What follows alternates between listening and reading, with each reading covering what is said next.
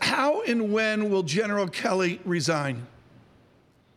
I think it's before Thanksgiving, maybe well before Thanksgiving. He failed. He totally failed, Tom, to curb Trump in his tweets. I think the other resignations we're going to see today are from more CEOs. They can't stay on these presidential panels because if they stay, there's going to be a boycott effort against their companies.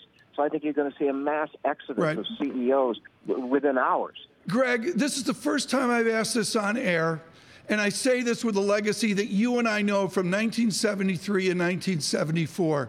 Is the Republican Party preparing for a President Pence?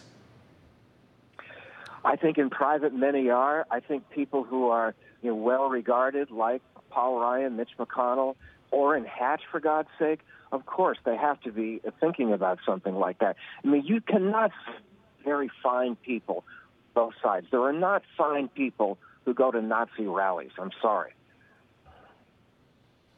Greg, what kind of numbers do you expect in the midterms? Well, the midterms in the Senate, I think the Republicans, because of who's up, I think they'll do okay. I think they'll hold on to the Senate. The House now is clearly in play.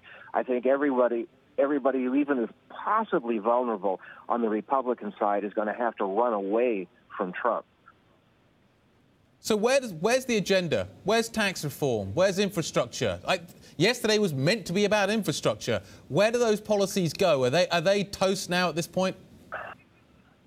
Well, here's maybe a slightly contrarian thought. I think a lot of Republicans who are disgusted with Trump are going to just move on without him. They're going to ignore the White House.